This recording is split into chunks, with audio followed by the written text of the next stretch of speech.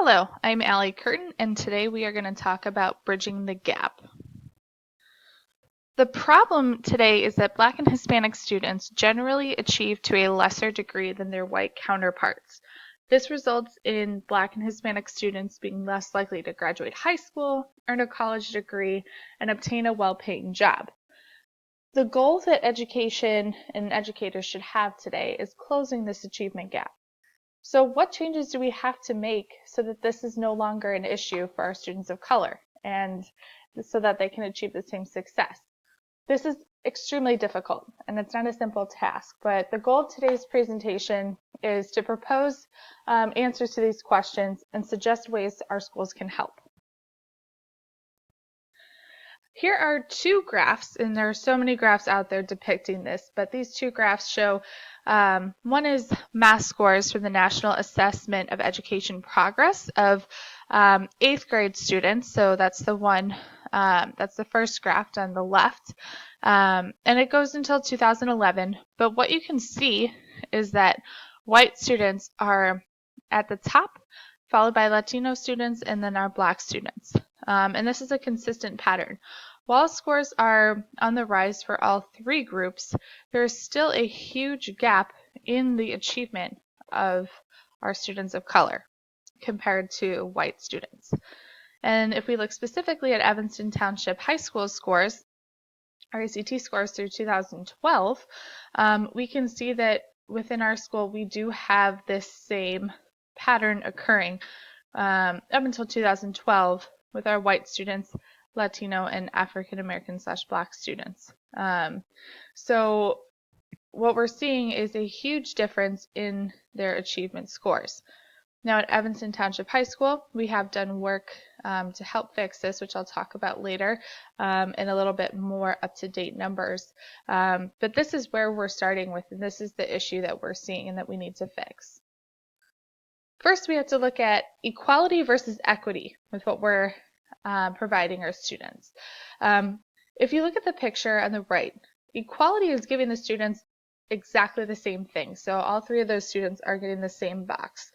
But if you look at what occurs after all the students are given the same thing, they all cannot see the field. So they're not achieving the same, even though they're given the same supports. If we look at the picture on the right, which is equity, the students are given different levels of help in order to achieve the same goal of seeing the field. And it's this equity feature is what we need to give our students and what we need to provide our students so that even though not all students are getting the same supports and accommodations, they're getting the appropriate ones that they need in order to be successful. So we as teachers need to look at our students as individuals and see exactly what they need to be successful. So we need to move forward on a basis of equity for students rather than simply thinking of equality for students. Gloria Lanza Billings has done so much work in researching the achievement gap, and what she came up with is educational debt instead of necessarily the achievement gap. And she has 4 sources of debt: historical, economic, socio-political, and moral debt. Whereas the historical debt was thinking it was illegal for a Black person to be educated. Economic was underfunding Black and brown schools, and that's still occurring today. We do see still those schools with Black and Hispanic students more underfunded than schools with a majority of white students.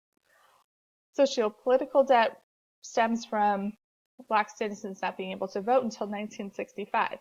So education is a policy within voting, and they didn't really get a chance to contribute to what was needed for education in any other systematic institution.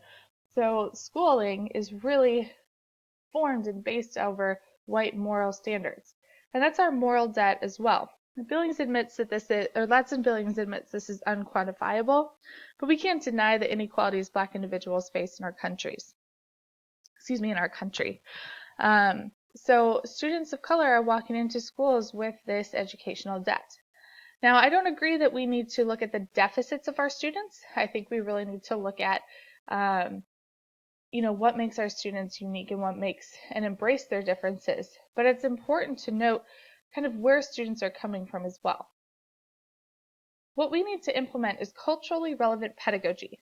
And Brown-Jeffrey states that culturally relevant pedagogy, Brown-Jeffrey and Cooper state that culturally relevant pedagogy is a way for our schools to acknowledge the home community culture of the students, and through sensitivity to cultural nuances, integrate these cultural experiences, values, and understandings into teaching and learning environment.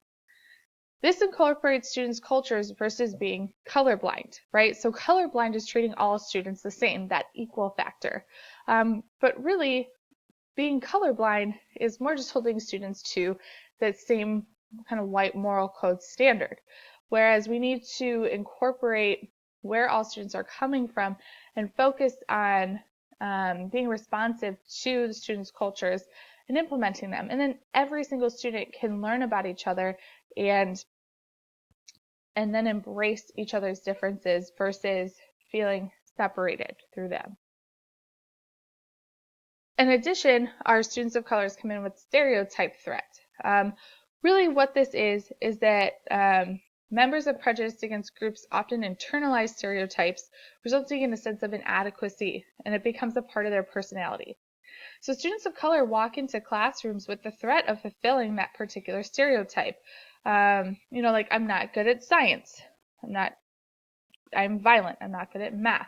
All of those things keep getting told to students, and eventually they're going to internalize it and feel it. In addition, they'll also feel the need of a pressure to perform well as they're representing their race. And this happens a lot, what you'll see when a student of color is very underrepresented in a particular classroom. And so that's a lot of pressure on our students. And Randolph notes in her book that teachers tend to have higher expectations for white and Asian students versus our Black and Hispanic students. So it's also expectations of the stereotypes that teachers have of how these students will perform based on their race. And that's very problematic for students. So what can we do?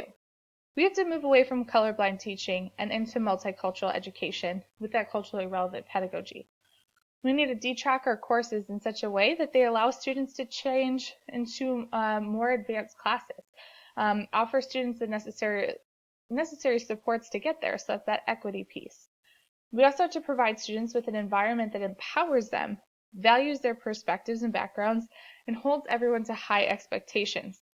And we can't focus on the deficits of our students of color, but we have to focus on what makes them a valuable human being and a worthy student.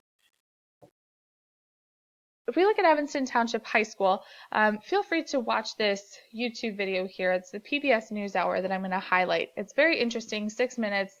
It really goes into what Evanston's doing and interviews students, and it's really great.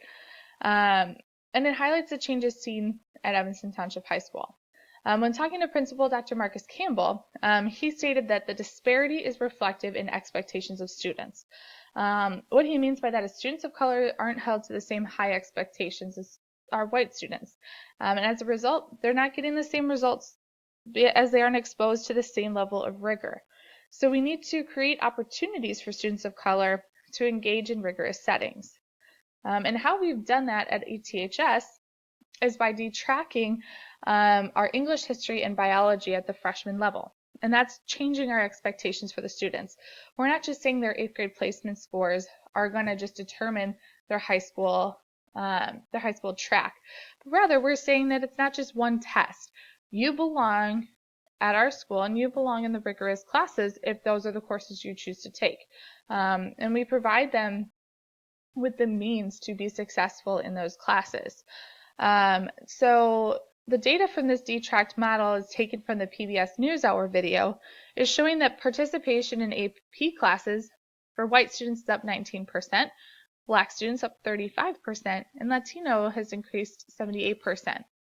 And not only are we seeing a greater level of participation, we're seeing a greater amount of students scoring 3s, 4s, or 5s in AP exams, which we know are typically accepted as college credits.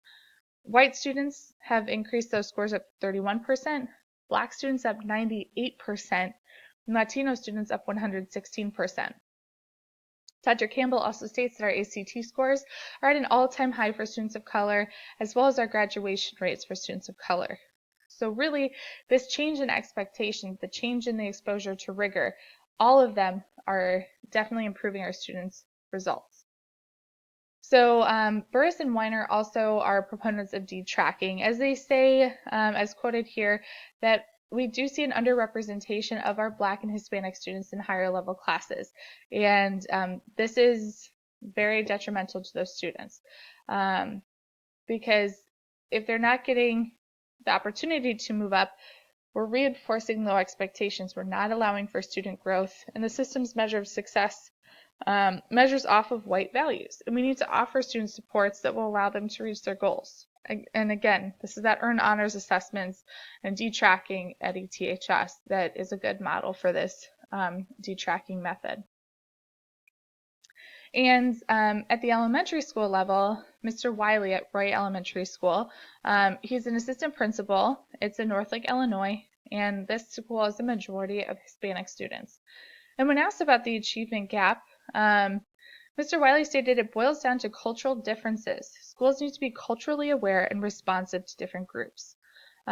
He says that we need to have discussions and embrace the differences in the school and in the community. So he's saying don't shy away from it, but in his experience, he's really seeing that being culturally aware and incorporating students' culture into school and not being afraid to talk about it is having a greater effect and a more positive effect on those students. So in the classroom, what you can do is you can listen to students and you can learn from them too. You can embrace their backgrounds and emotional needs. We know from Jensen, who is very into brain-based learning, and what he says is that if students have a positive feeling within their school with learning and teachers and in school in general, this will strengthen attendance, boost graduation rates. So by incorporating our students' cultures, setting high expectations, making them feel that they belong, that emotional connection to school versus telling them continuously, giving them that feedback that they don't belong, is going to help boost their achievement. And we need to empower our students. Don't just look for deficits, but find their strengths. Randolph said a truly tolerant society can acknowledge student differences without reading those differences as lack. We can imagine another model of diversity, one that doesn't pit races against another, but rather recognizes differences without ranking them. So really what that's saying is that we have to really embrace each student's backgrounds and cultures and see that as something empowering versus a deficit. And teachers need to provide meaningful feedback to every student and pass on the message that you believe in all of your students can achieve the same level of rigor. And don't change expectations due to race. Again, think of that stereotype threat. The more the student hears that they are less than, that they can't do something, they are going to believe that and then work and satisfy those expectations. And here are my references. Thank you very much.